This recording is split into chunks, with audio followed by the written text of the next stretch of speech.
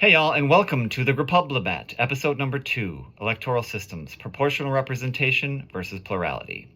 So there's a reason the first thing I'm vlogging about here, like episode 1 was just like the intro one, but the first topic I want to dive into is this one, because I truly, verily believe that everything else we could possibly do to improve anything in our civic arena can and will, by the Grecian gods of old, be improved if we can just update our outdated, clunky, poopy electoral system. I mean, like, we're the oldest modern democracy, and yay us, but what that means is that we're also the most obsolete, in my humble opinion. So we gotta revise, you guys. Okay, so first let's define terms. What is first past the post plurality, and what is proportional representation? Honestly, there's like 50 variations and nuances you can find when it comes to how people vote around the world, but as I and many people see it, they all fall under one of these two categories. So first up, let's talk about plurality, which is the whoever gets the most votes right off the bat wins system. So like if Janice gets 3 votes, and Tegan, Jada, and Cedric get 2 votes, and Finley, Ahmed, and Sam get 1 vote, Janice wins it all, baby. Even if all the rest of them ran on some kind of world peace initiative, and Janice ran on a colonization by space robots platform. I mean, I just voted her because, you know, she sounded cool, like space robots, man. I didn't think she would actually win. Oops. But yeah, she got the most votes fair and square. Sorry, humanity. Okay, alternatively, there's proportional representation voting, where whoever gets the most votes still wins, but there's just more of a process to it, more proportioning. So like, for example, when it's a multi-seat race, like for our Congress or a parliament or your MMO servers T3 Saturday night raiding party, all seats voted on are proportionally divided to match the votes as well as you can anyway. And then in elections where there's only 1 seat, there are mechanisms in place to allow for revotes when things are spread too thin, mostly through runoffs that take place until a set number of votes are reached. So like in the previous example, if it's a multiple seat assembly, the Janus party doesn't get all the seats just because they got 3 votes. Now they get 3 seats, and the people who got 2 votes get 2 seats, and the people who got 1 vote get 1 seat. It's all proportional to the votes they got. But then what about for a 1-seat election, like president or for mayor or Raspberry Festival Queen? Well, the first thing that would happen is the candidates who only got 1 vote are eliminated. They're taken out of the race. And then there's a revote. And again, this can happen as many times as it takes for a candidate to reach a certain threshold of votes. Like half the votes, or a bit under half, or whatever.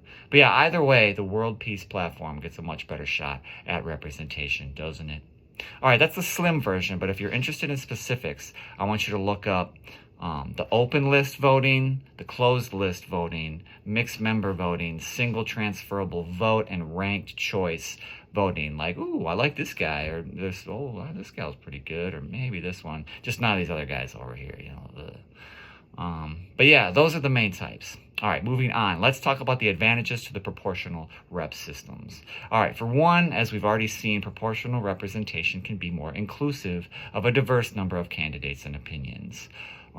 Also, when you allow voters chances to modify their vote or select more than 1 candidate, this can mitigate some of the toxic meanness and jerkitude common to politics, because if you're one of multiple candidates, you don't want to be pissing off or alienating voters whose first choice might just be the person you're calling nasty names. Like, what if otherwise, you'd have been their second choice, but now they're like, nope, you were mean tweeting about my gal. Sorry, Dorcas. All right. An advantage of electoral systems that allow more than 2 viable options is also how they give single-issue voters more freedom to become multiple-issue voters. So, like, what if your opinion on the environment or guns or abortion or animal rights is so strong that, you vote for the candidate who aligns with that issue no matter what their position is concerning anything else?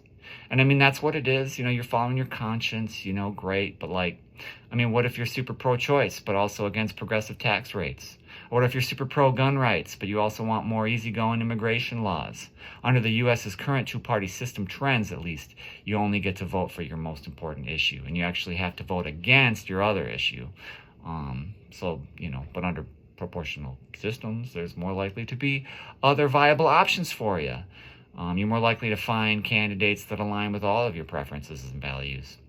And next, along a similar factoritability to that, proportional voting can often eliminate the spoiler effect, or the other side of that compromise coin, tactical voting.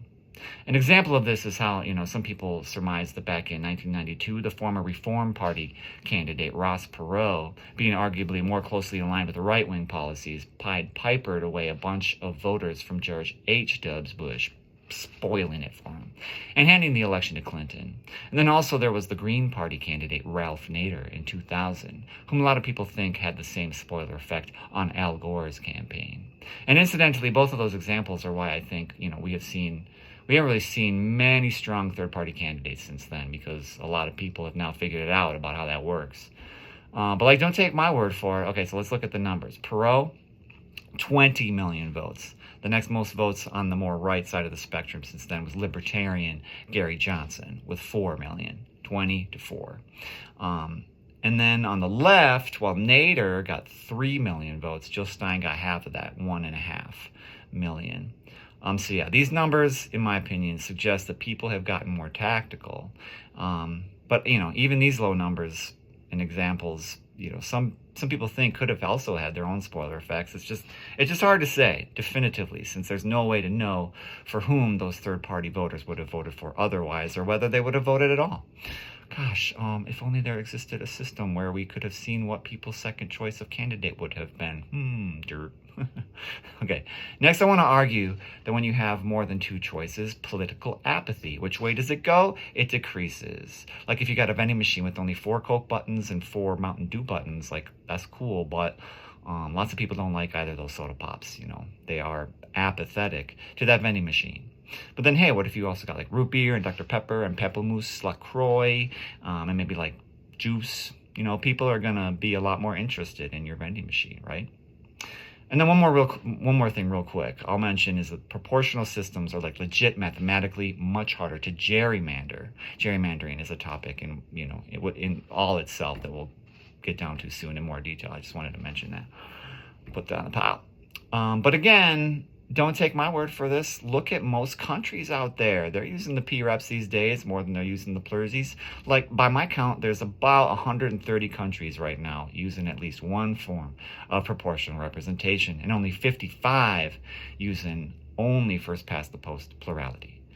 And that's 70 versus 30 of the countries. And that 30% is mostly former British colonies, including us, I guess, for whatever that's worth. And yeah, that gap, though, that's only been growing wider over time, Get with the trends, y'all. Germany got on the proportional voting train after WW2.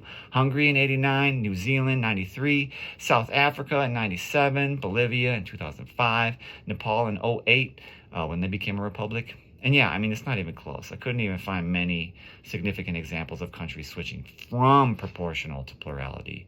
I even asked the AI, and the AI was like, Azerbaijan or Botswana, maybe?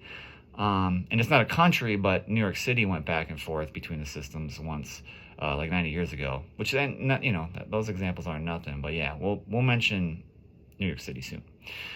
Just let me slip in one more thing that I want to throw on the pile here, and that is 2024's Human Freedom Index. Oh, what's that? That sounds nice. Well, it's a list compiled by the Liberales Institute, the Cato Institute, and the Fraser Institute. That's a good mix of institutes, y'all. Bias mitigated, man. It's a pretty good mix of many sides of the aisles. But yeah, check it out. Okay, so of the top 10 ranked countries on that index, 9 are countries which use proportional rep for their elections. 9 out of 10. And all right, okay, pause. I know I've been ragging on plurality here, and so, to try and be fair in the spirit of this Grepublibat, all sides, viewage ethos I'm trying to propagate, I do want to mention that some have said are the advantages of plurality. So first up there's the cost, the expense aspect, runoffs and redos. Someone's got to pay for that. It's not free. Also, some people say plurality is easier to comprehend. And yeah, I won't argue with that. It is easier to comprehend. So whoever gets the most votes off the bat wins, bada bing, bada boom. And then, it's also governing where there are multiple parties can be more complicated. It's hard to make a coalition. But yeah, so, I don't know if because humans are stupid, it's Doesn't seem like, I mean, come on, man. People can figure out how to have pizza party with toppings everyone can live with. I think people can figure out slightly more complicated voting ideas, like what candidates do I like the most, and second and third. But sorry, I slipped back into negatives there. Another positive thing that people say about plurality is that it is more stable. And that sounds good. I like stable things. You know, I like my tables falling over or whatever when my coffee's on it. But yeah, so let's take a look at how plurality can bring that stability. So remember I mentioned New York City tried out a single transferable vote PR system back in the day from 1936 to 1949. And then, yeah, they repealed it because people wanted more stability, I think. But here's what that looks like. What happened in the election after that was Democrats got 53% of the vote, but they won 96% of the seats. Got 53, won 96. And it's been 41 Democrat supermajorities in a row ever since. So pretty stable. Yeah. Okay, so if I have in some way, anyway, converted you to the PREP religion persuasion club, what are the steps forward? How do we make this happen? Get that 70% of countries up to 80 and 90 and just everywhere across the globe. I think the key point is that we got to start small. Don't think countries yet. Think cities, towns, countries, local races. Get people, let them dip their toe in the water. Get, just get the skinny on it locally. Like one of the reasons I even know what proportional representation even is as a USAEN is that my city, Minneapolis in Minnesota, adopted ranked choice voting for mayor in 2009. And it's been great. I mean, not everybody likes the mayor, like he wasn't my first, second, or third choice, but at least everybody got to vote their heart, without worrying about spoiling it for somebody else. And like Portland has it for its city council elections. Cambridge, Massachusetts got it in municipal elections. Fargo, North Dakota, a few years back, they adopted the approval voting for the city's local elections. Approval voting. That's something that you should look up. And so, yeah, if you want this, and don't have it in your town or area, start making waves, man. Start small. Or also, we can try to build on what we have. Like, there's already 3 states, Georgia, Mississippi, and Louisiana, that require runoff elections in general elections, mitigating that third-party thing. That you got to waste your vote. So why not all 50? Huh? All right, again, to wrap this up, evolving away from winner-take-all, first-past-the-post, two-party plurality system is, I think, the cornerstone, the foundation on which any of this Grepublibat, multi-party, multi-candidate marketplace smorgasbord of smushed-together political anti-polarity progress is ever going to happen. So let's keep keeping our eyes on that particular prize while we also examine other prizes and topics coming up here in episodes 3, 4, and 59, etc., and to the moon and back. All right. Thanks so much for watching, y'all. Laters.